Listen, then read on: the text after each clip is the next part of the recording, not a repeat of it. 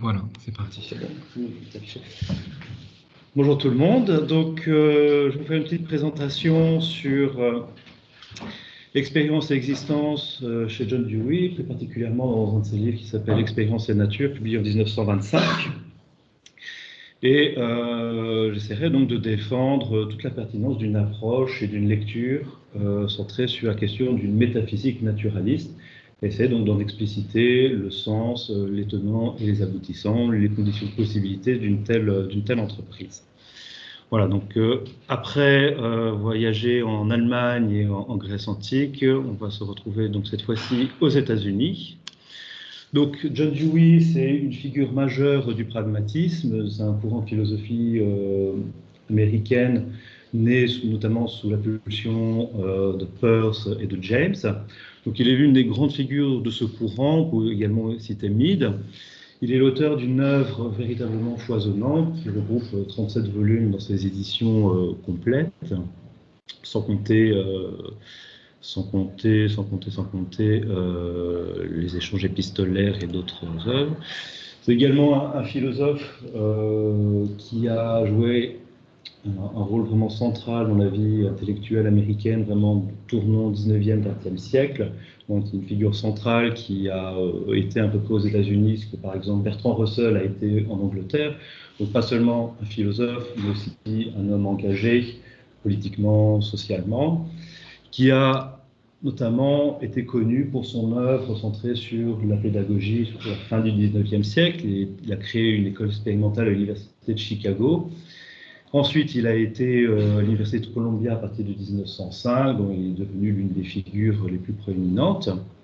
Il a également donc une abondante littérature sur les sujets très politiques, donc sur l'actualité politique, évidemment sur la Première Guerre mondiale, la Deuxième Guerre mondiale, sur la démocratie, le sens de la démocratie. Il est également connu pour une théorie instrumentale ou expérimentale, donc de la connaissance. Là, on remet ça serait plus technique.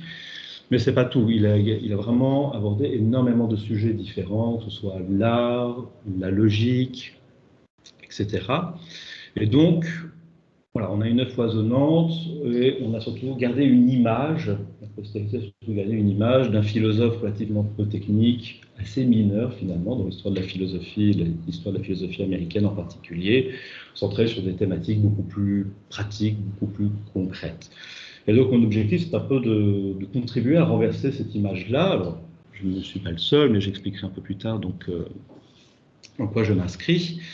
Donc si on devait résumer finalement l'apport de Dewey à la philosophie, de façon peut-être un peu caricaturale, en exagérant un petit peu, c'est vraiment un philosophe qui a mis l'expérience, donc rien que l'expérience, mais toute l'expérience, au centre de ses réflexions, qui est finalement un trait commun, caractéristique du pragmatisme de Peirce, de James, et donc qui font de l'expérience vraiment à la fois une méthode d'analyse, une méthode d'investigation philosophique, et aussi un objet d'analyse. Donc elle est à la fois méthode et aussi objet, ce qui permet aussi de souligner une filiation empiriste, mais on va voir que Dewey notamment, mais James également, se dégage de l'empirisme, on va dire classique, qui pourrait être celui de Hume, de Locke et d'autres.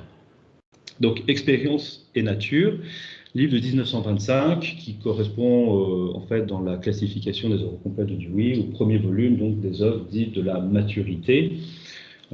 Maturité parce que c'est cette date-là où il prend donc sa retraite, sa pension, l'Université de Columbia. Donc expérience et nature, déjà rien que le titre doit être sujet à interrogation. On a deux termes qui sont associés l'un et l'autre, expérience et nature. Qu'est-ce que ça signifie?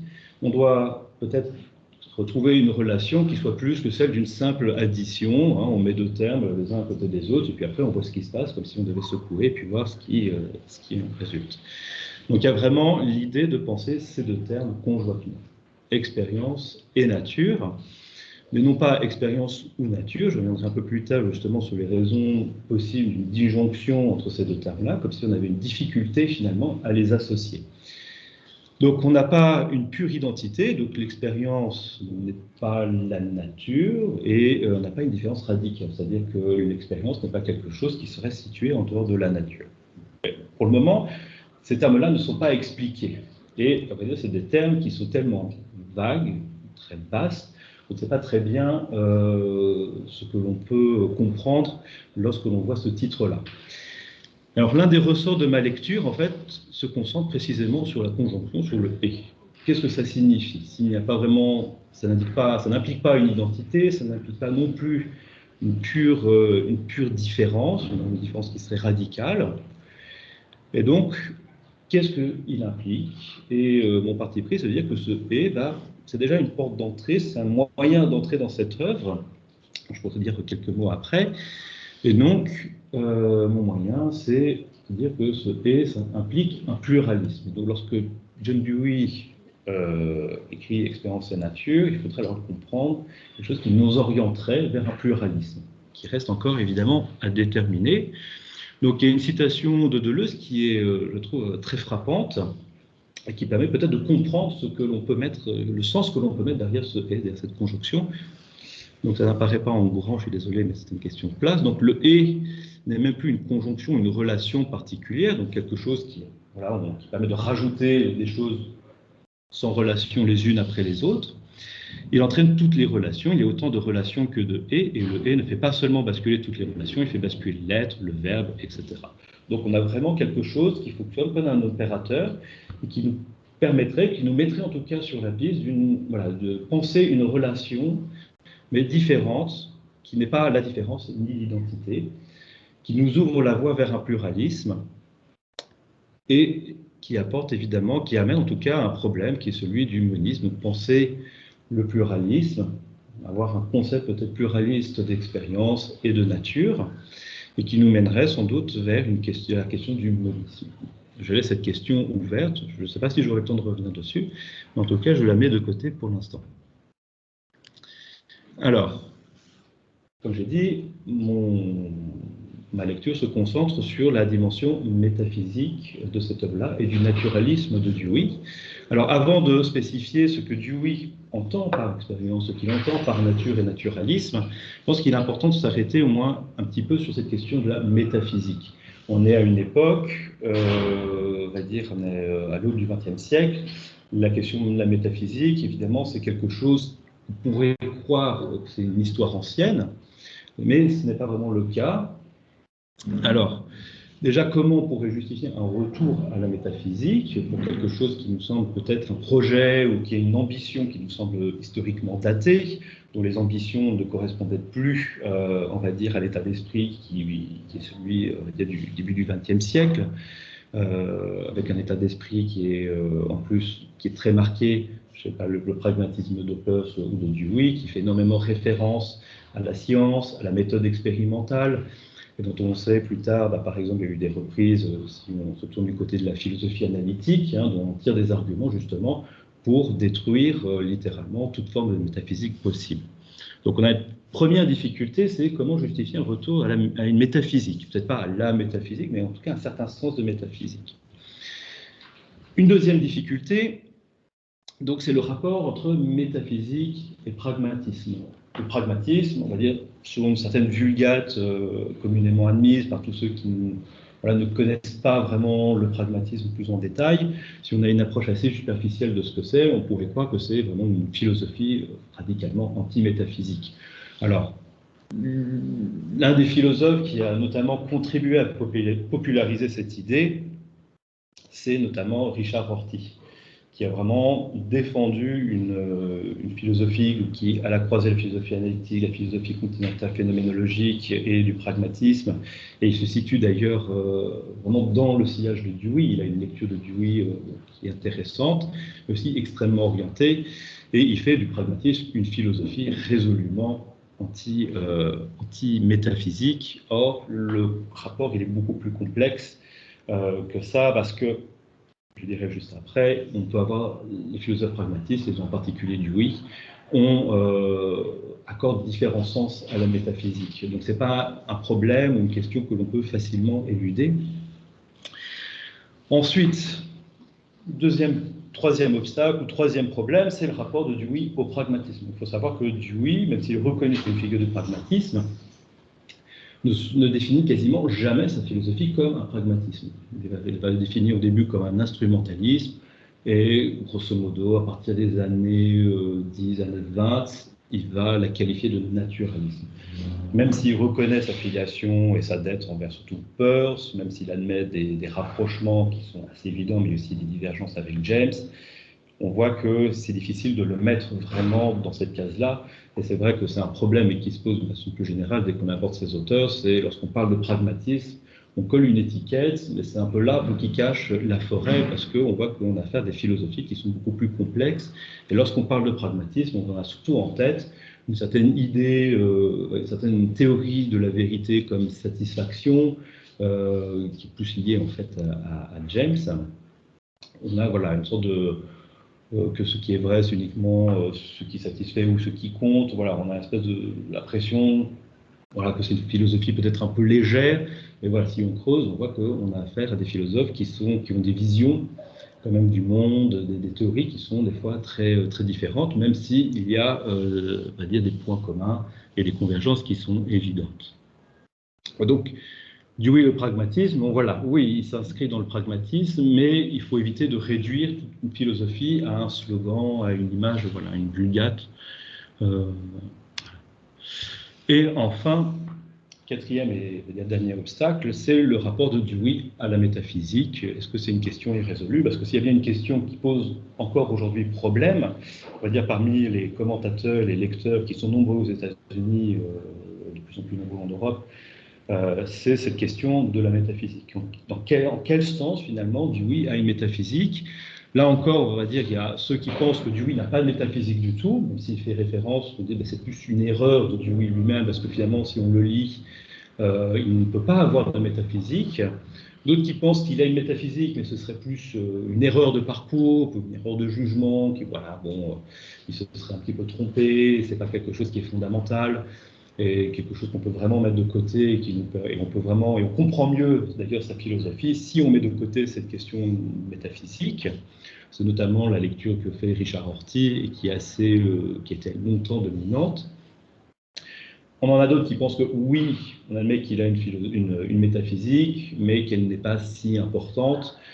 Il en a une, certes, mais c'est, j'ai envie de dire un peu platement, rapidement, une sorte de métaphysique à la petite semaine, et qui n'est pas très profonde, ou en tout cas qui n'a pas vraiment un intérêt philosophique ou même historiographique très important. Et il y en a quand même quelques-uns qui défendent et qui tentent justement de justifier toute la pertinence d'une lecture métaphysique de l'œuvre de Dewey, notamment Expérience et nature, mais on retrouve justement des traces, ou en tout cas des thèses fondamentales qui sont reprises explicitées dans des œuvres ultérieures, comme La quête de certitude en 1929, L'art comme expérience en 1934. Voilà. Même si on pourrait lire ces œuvres-là indépendamment finalement de tout le background métaphysique que Dewey, me semble-t-il, développe dans Expérience et nature. Alors, une autre question, un autre problème, vous voyez, donc les problèmes s'empilent les uns à la suite des autres, les difficultés commencent à s'accumuler.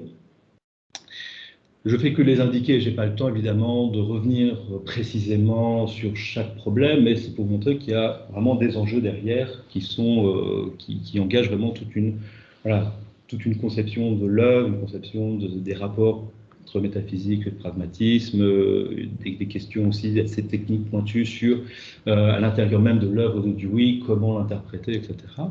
Et enfin, une question qui est cette fois-ci sans doute un peu plus générale, qui est le rapport entre expérience et métaphysique. On a l'impression qu'on accole deux termes qui sont un peu contradictoires, surtout si on revient à la critique de la raison pure de Kant, où finalement l'expérience peut être mobilisée comme une sorte de marqueur entre, on va dire, le domaine de la connaissance possible et, on va dire, le domaine de la métaphysique, de quelque chose qui ne fait pas l'objet d'une connaissance.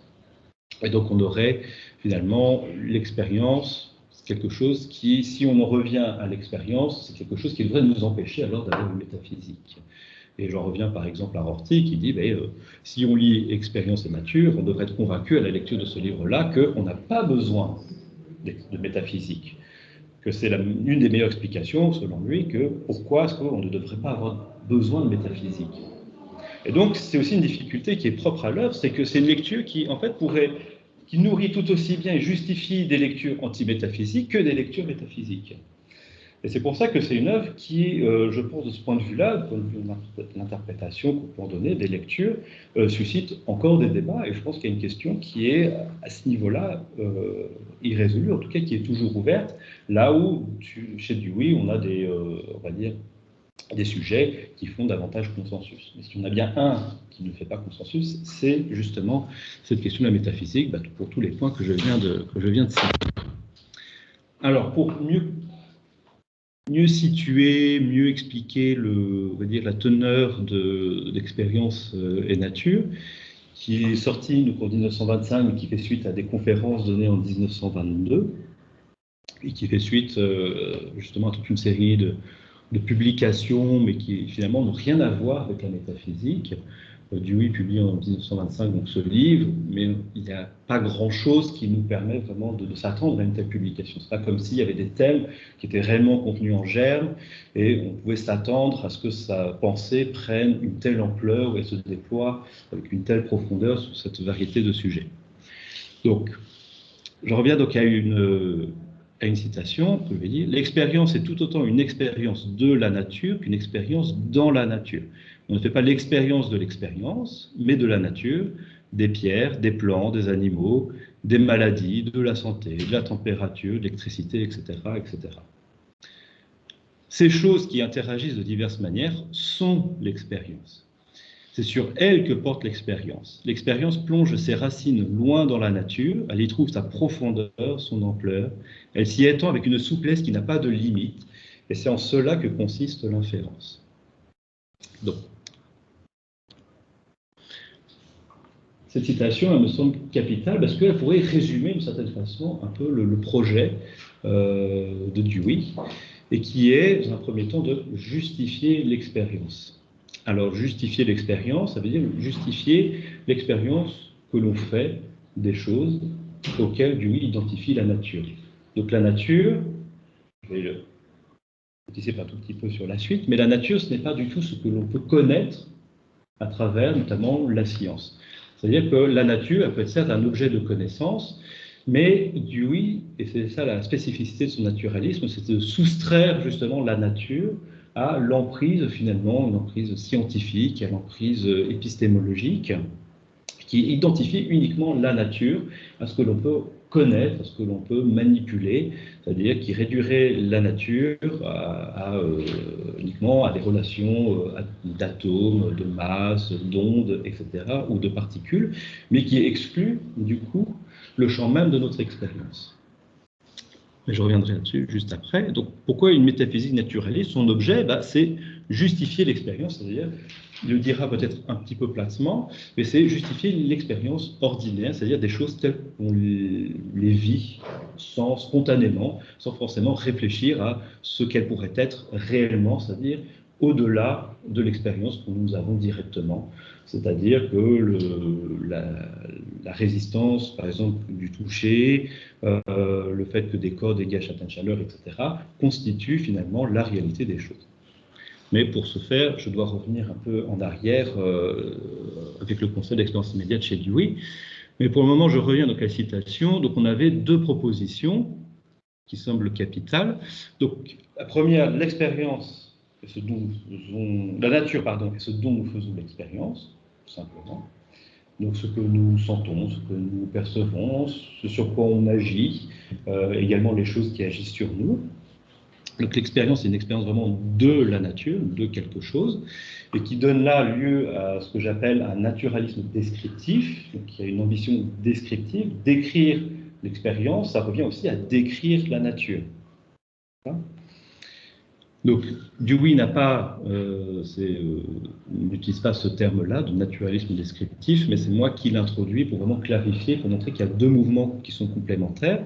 Et le deuxième mouvement, donc, c'est l'expérience dans la nature, c'est-à-dire qu'elle est incluse, c'est-à-dire qu'elle n'est pas retirée de ce qu'on observe. Et donc qui donne lieu à un naturalisme génétique, c'est-à-dire que là, il faut expliquer, revenir justement, faire une sorte d'histoire naturelle, comme le fait Dewey dans ce livre, une histoire naturelle de l'expérience. Qu'est-ce qui nous permet finalement de justifier qu'on fait de l'expérience des choses telles qu'on en fait l'expérience? Ça peut paraître un peu nébuleux, mais vraiment l'idée c'est de déployer un certain nombre de concepts descriptifs qui nous permettent de justifier tout simplement que l'expérience que l'on fait, c'est une expérience qui est réelle, que les choses dont on fait l'expérience sont tout à fait réelles. Alors dit comme ça peut sembler tout à fait trivial, mais lorsque Dewey écrit Expérience et nature, il sort de décennies de débats avec l'idéalisme et le réalisme. Et l'idéalisme et le réalisme, ils ont un point commun pour Dewey, même si tout semble les opposer, ils ont un point commun, c'est qu'ils ne permettent pas en fait de comprendre cette continuité de l'expérience et de la nature. On ne comprend pas comment une expérience peut être dans la nature et comment finalement on occulte, on dresse un mur finalement entre l'expérience et la nature. On croit comprendre ce que c'est, en réalité on se fourvoie complètement. Alors, ce serait très long de résumer, de revenir, parce que ce sont des débats qui sont peut-être beaucoup moins connus à l'heure d'aujourd'hui. C'est vraiment, et c'est d'un côté, c'est un volet très passionnant de l'histoire de la philosophie américaine, mais malheureusement peu connu. C'est vraiment le débat idéaliste, mais aussi l'émergence d'un réalisme critique, ensuite d'un néo-réalisme, vraiment dans les années 10 et dans les années 20. Et donc, Dewey est vraiment... comment dire, s'implique très fort dans ces débats-là et il essaie de défendre vraiment son concept d'expérience sur lequel je vais revenir, face justement à des accusations d'idéalisme, de subjectivisme ou alors de réalisme. Et donc le but, c'est vraiment de revenir et de justifier une certaine forme d'évidence qui est là, une évidence qui est celle de ce qu'il appelle l'expérience première, qui est l'expérience non réflexive et qui correspond tout simplement à ce que nous vivons, c'est-à-dire au quotidien, sans qu'on surimpose à notre expérience des abstractions que l'on tient en fait pour dépositaires de la réalité en elle-même. Et donc, il faut toujours, et ça c'est quelque chose de commun au pragmatisme, et Dewey, lui, il parle plutôt d'instrumentalisme, et il dit que les concepts que l'on emploie, les abstractions que l'on utilise, ce sont des outils qui doivent nous aider à mieux penser, et il faut mobiliser. C'est ça qui est intéressant, c'est qu'il faut mobiliser nos abstractions, une certaine métaphysique, tout ce que l'on utilise pour comprendre la réalité que l'on voit dans l'expérience, d'un point de vue uniquement pratique, c'est-à-dire dans quelle mesure ça nous aide à y voir plus clair, dans quelle mesure, pour citer Peirce, ça nous aide à rendre nos idées plus claires, et si on voit que des concepts finalement introduisent beaucoup plus d'obscurité, eh bien, on doit alors les éliminer. Donc, il y a quelque chose un peu radical, on va dire. Voilà. Donc, une dernière citation. Toutes les modalités de l'expérience sont autant de manières de se réaliser pour certains traits authentiques de la nature. Donc, il n'y a pas de coupure radicale entre la nature et l'expérience.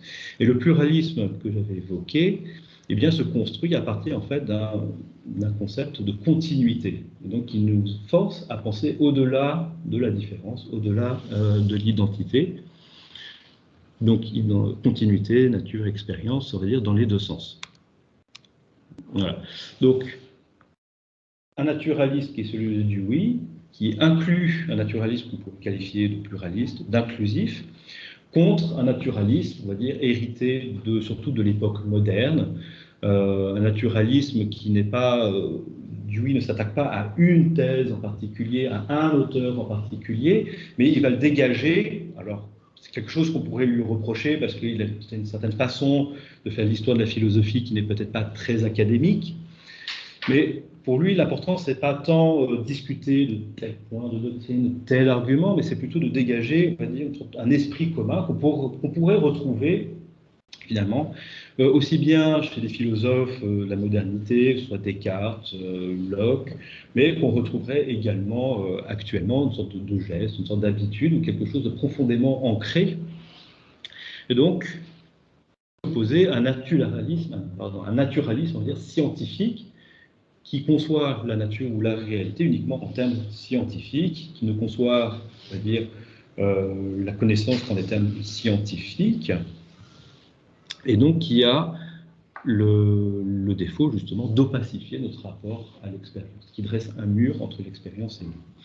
Alors, l'un des points de cristallisation, de formation de cette divergence dans l'expérience entre une réalité qui serait connue et une réalité qui serait, dont on fait l'expérience, mais qui serait moins réelle, et qui reconduit d'une certaine façon, on va dire, un geste métaphysique qui, pour Dewey, remonterait finalement à l'Antiquité grecque, un dualisme entre l'être et l'apparence. Il dit, mais même finalement, ça se retrouve aussi d'une certaine façon dans la théorie, dans les théories modernes de la connaissance. Alors, lorsque Dewey et les anglo-saxons à cette époque-là parlent d'épistémologie, c'est pas du tout l'épistémologie à la française, c'est-à-dire la philosophie des sciences, mais c'est vraiment les théories de la connaissance. C'est vraiment toute théorie de la connaissance. Donc, on pourrait donc citer, pour expliquer justement cette divergence, comment se construit justement cette divergence, qui sont liées en fait à des opérations liées à des contraintes qui sont directement en fait dans la pratique expérimentale pour Dewey. On a besoin de faire des dualismes, de faire des séparations.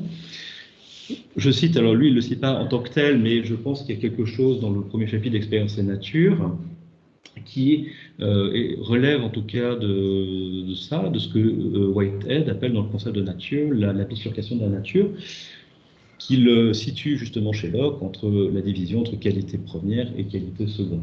Donc cette bifurcation de la nature, construite à l'intérieur de l'expérience, eh bien, oppose la nature connue et la nature telle qu'on en fait l'expérience, tout simplement. Et donc les qualités sensibles, chaudes, doux, etc., ne sont pas des choses qui appartiennent en tant que telles à la nature, mais qu'il faut justement éliminer pour pouvoir connaître la nature. Donc voilà ce que je dis, nature connue et nature perçue. Alors, ensuite, ce naturalisme scientifique, qui est une sorte de geste qui trouve plusieurs versions, et c'est pour ça que Dewey d'ailleurs est un peu des fois difficile à suivre, parce que comme je l'ai dit, il ne sait pas très bien à qui il s'oppose, voilà, il construit une sorte de modèle, des fois on a l'impression qu'il rend tel et tel philosophe, mais de toute façon un peu forcé, un peu poussif. C'est pour ça que des fois on pourrait se dire mais c'est pas tout à fait vrai, voilà, il faut apporter des fois des nuances, etc. Mais ce naturalisme, finalement, est lié tout simplement à l'épistémologie, ou en tout cas à une théorie de la connaissance, comme un rapport abstrait. Et donc, tenir pour premier l'expérience intellectuelle et le matériau qui lui est propre, c'est rompre le lien qui relie l'expérience à la nature. Tout problème, ça vient de là, c'est que l'on tient, comme j'ai déjà évoqué, les matériaux de la connaissance, ou les procédures de la connaissance, comme dépositaires en eux-mêmes, une forme de réalité supérieure, etc., qui se surimpose à l'expérience vécue et qui en vient en fait vraiment à disqualifier, que ce soit épistémologiquement, mais aussi ontologiquement, l'expérience telle que l'expérience des choses dont on en fait l'expérience. Alors, plusieurs problèmes. C'est que l'expérience, elle est ramenée à une modalité de la connaissance. L'expérience est juste un mode de connaître. C'est pour ça que pour lui, l'empirisme classique de Hume ou de Locke, c'est pas du tout une philosophie d'expérience. Si on pense chercher dans l'empirisme classique une philosophie d'expérience, pour lui, on se trompe totalement, parce que c'est une théorie de la connaissance qui fait juste de l'expérience la source de la connaissance. Et c'est tout. Et c'est pour ça, c'est ce qui permet notamment, par-delà leur divergence, de ramener par exemple rationalisme et empirisme à ce niveau-là. Parce que l'expérience est subordonnée à des impératifs de connaissance. Et qui induisent finalement toute une série de dualismes entre la théorie et la pratique, sujet-objet, connaissance-croyance, réalité-apparence, etc., etc. Donc, tous les dualismes dont on oublie finalement qu'ils ont une origine, qu'ils n'ont rien, ils n'ont pas de réalité indépendante au-delà de la réalité que finalement les philosophes peuvent leur donner à travers leur théorie. Et tout le problème de Dewey, ça va être de comment est-ce qu'on pourrait formuler une théorie qui, d'un côté, échappe à ce reproche, à cette critique, à ces difficultés. Comme si on avait une approche assez, finalement, pour prendre un terme de Marx, un peu une sorte de fétichisme de l'abstraction, qu'on tient pour des choses en elles-mêmes, et qui n'ont pas d'histoire, qui n'ont pas de genèse, et que l'on tient pour des évidences, alors qu'ils ont une histoire et peuvent même avoir une valeur, mais on oublie justement d'où ils dérivent. Et pour Dewey, ils dérivent finalement de la connaissance, d'une pratique finalement expérimentale de la connaissance. Voilà, je pense un petit peu. Donc, quand Dewey parle d'expérience, il est nécessaire de revenir un petit peu en arrière. Il y a quelques jalons, alors c'est assez dense. Donc, on revient à un concept d'expérience qui se situe au-delà du concept d'expérience, c'est-à-dire épistémologique, Mais alors, du coup, si cette expérience-là, ce concept qu'on a hérité d'expérience n'est pas suffisant, il faut trouver alors un autre point de départ.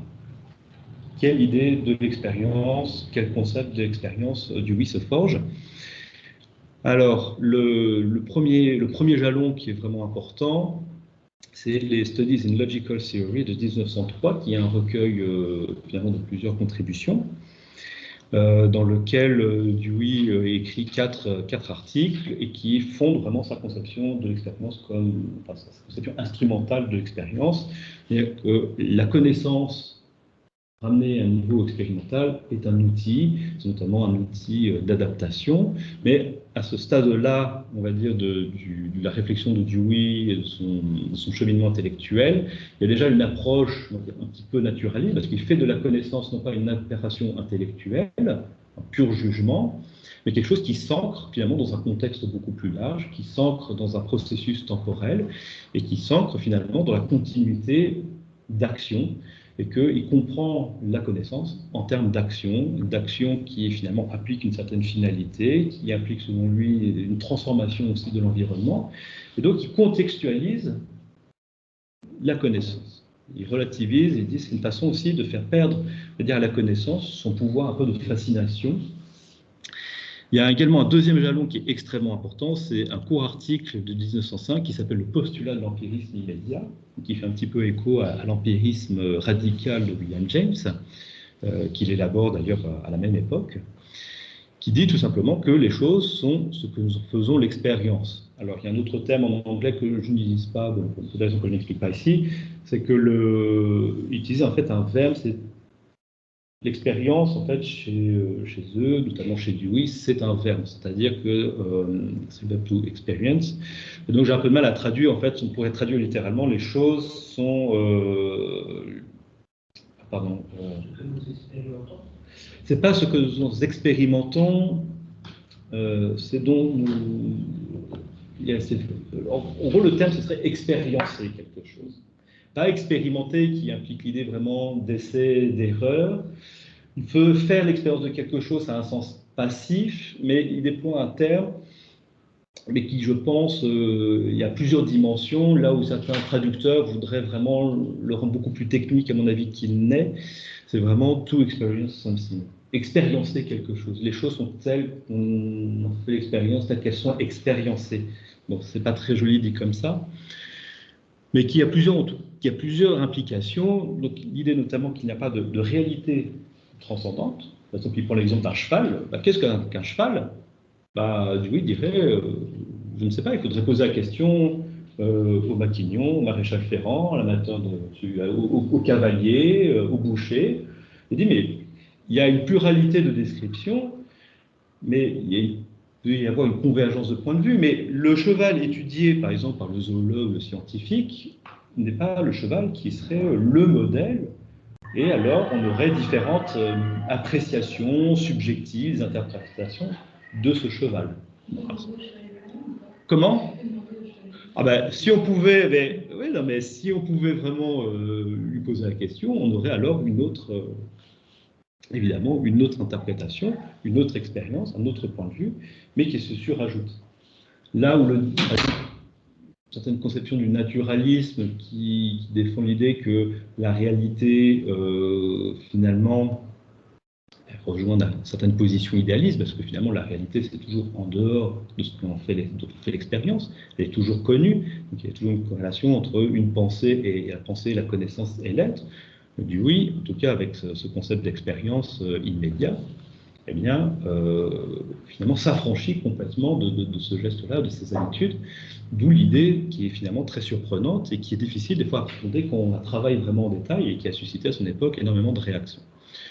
Donc, la connaissance, du coup, elle doit être comprise comme une expérience, quelque chose qui émerge, qui devient, qui évolue, mais au sein d'une expérience qui fait intervenir une pluralité de facteurs.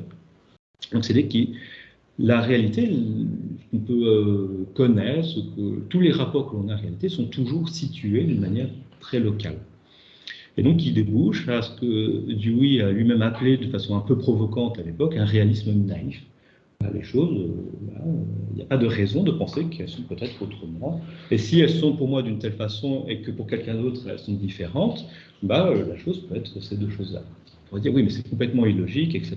Bon, il y a eu beaucoup de discussions où Dewey a eu l'occasion justement de préciser, de revenir là-dessus. Mais voilà, c'est deux jalons qui sont extrêmement importants pour comprendre justement c'est quoi, lorsque Dewey parle d'expérience, qu'est-ce que c'est. Alors, il donnera ensuite quelques autres définitions. Deux, il dira la définition. L'une, c'est de dire que l'expérience est l'unité ou la liaison d'une action, enfin, d'un faire et d'un subir. Donc, c'est quelque chose à la fois d'actif et de passif. Mais la définition ultime de l'expérience pour Dewey, mais qui mériterait encore beaucoup de développement, c'est de dire, et là on est vraiment en plein pied dans un naturalisme qui doit aussi d'une certaine façon à l'évolutionnisme, notamment de Spencer, c'est-à-dire que l'expérience est une interaction entre un organisme et un environnement. Et donc que tout doit être compris à partir de cette interaction. Mais je ne sais pas si j'aurai le temps de... Voilà. Donc, quand j'ai dit il y a deux mouvements complémentaires, un naturalisme descriptif de l'expérience vers la nature. Donc, comme j'ai dit, tout l'enjeu est restaurer la continuité de l'expérience et de la nature. Une autre citation également très parlante, le matériau sur lequel porte l'expérience est le même pour l'homme de science et pour l'homme de nature. Donc toujours l'idée que les objets scientifiques ne correspondent pas à une réalité qui serait située au-delà de l'expérience. Et que toutes les théories scientifiques ou les objets scientifiques sont pour Dewey, et là il est dans une version très instrumentale finalement et anti-réaliste de la science. Donc l'idée, comme je dis, alors l'expression elle est plutôt de moi, c'est la recherche, on va dire, d'un dénominateur ontologique commun à l'expérience immédiate et à l'expérience secondaire, notamment à l'expérience scientifique, et qui débouche sur, alors là c'est vraiment l'expression elle est de Dewey, sur la recherche de ce qu'il appelle les traits génériques de l'existence et qui définit selon lui la tâche, en tout cas la première tâche donc d'une métaphysique naturaliste. On aurait l'impression, c'est une difficulté, que si on prend vraiment en compte et au sérieux son concept d'expérience immédiate, on nous enferme dans un rapport très fermé et très subjectif à la réalité. Que finalement, est réel uniquement ce dont on fait l'expérience, mais ça a été une accusation, une critique qui lui était adressée plusieurs fois, c'est que finalement, qu'est-ce qui distingue Dewey de l'idéalisme ? Dans la mesure où l'être n'a de sens, si vous voulez, dit autrement, qu'à partir de la relation qui s'installe entre, on va dire, un sujet et son objet. Parce qu'on pourrait dire, si une chose est plusieurs choses à la fois pour différentes personnes, on pourrait alors avoir des choses complètement contradictoires, mais alors la chose dont on fait l'expérience serait à la fois, et ce ne serait pas logique, ce ne serait pas tenable, des choses qui seraient complètement contraires, etc. Donc ça ne tiendrait pas. Voilà, donc bon, je passe un peu sur toutes les critiques, mais on a l'impression que finalement ce concept d'expérience immédiate soulève plus de difficultés qu'il ne semble en résoudre. Et pourtant, il en fait la base de sa métaphysique. Et tout le problème, toute la difficulté, c'est comment finalement on peut déployer un discours, essayer d'atteindre la plus grande généralité possible. Comment est-ce qu'on peut parvenir à qualifier l'expérience, à tracer des ponts entre différentes sortes d'expériences, sur celle du scientifique, de l'homme de la rue, je sentais que cette expression ait vraiment un sens, mais bon. Comment on pourrait atteindre le plus haut degré de généralité à partir d'un concept d'expérience qui nous semble nous ramener et nous limiter finalement à la plus pure singularité. Donc il y a cette tension qui est à l'œuvre. Comment faire place à un pluralisme à travers des concepts dont on peut penser écrasent justement la diversité. Alors, je retiens, et là je m'inscris un peu en faux par rapport à Dewey, parce qu'il ne donne pas du tout une liste finalement des traits génériques de l'existence. C'est quelque chose qui a pu lui être reproché. On a des commentateurs qui essaient de faire une liste plus ou moins systématique, etc. On pourrait, pour qualifier finalement l'existence, eh bien, je retiens surtout deux concepts, qui est le concept de qualité et le concept d'événement. Le premier concept de qualité, c'est-à-dire que la nature est purement qualitative, individuelle, et on a ensuite un concept d'événement, parce que l'expérience correspond finalement à une sorte d'écoulement, alors pas tout à fait à un flux homogène, comme on pourrait trouver cette idée par exemple d'une certaine manière, aussi bien chez Bergson que chez James, mais que c'est que ces deux dimensions, la dimension qualitative et la dimension temporelle, sont en fait des dimensions tout à fait réelles de la nature, et c'est à partir de cette base-là qu'on peut commencer alors à établir, en tout cas à construire une sorte de pluralisme, parce que ce serait tout simplement ce que les choses, toute existence aurait en commun. Donc les choses sont qualitatives, même indépendamment de toute expérience possible. Elles possèdent leur propre qualité, leur propre tonalité, mais elles sont aussi conçues comme des événements, ce qui n'est pas d'ailleurs sans soulever une foultitude de lectures, d'interprétations divergentes et de questionnements dont je vous fais l'économie, mais si ça vous intéresse, vous pouvez venir chez moi.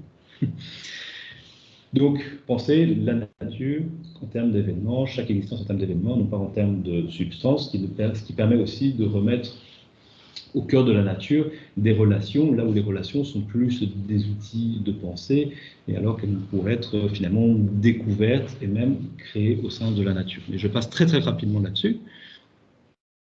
Voilà, une autre question que j'avais évoquée, mais c'est celui de l'anthropomorphisme.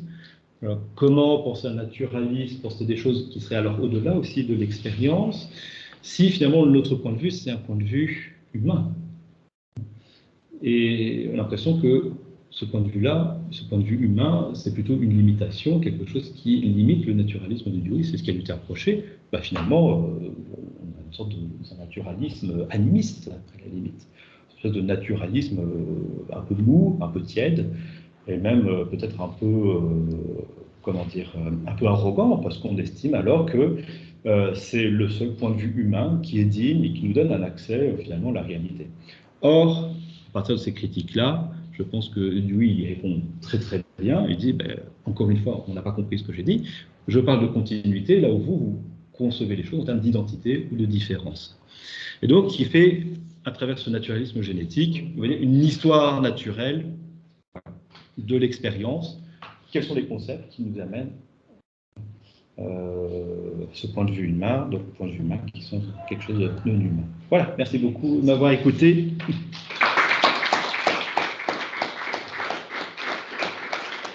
Voilà. Merci beaucoup, Paul. Je vous ai arrêté. Je Oui, non, mais c'est pour qu'on ait un tout petit peu de temps pour discuter.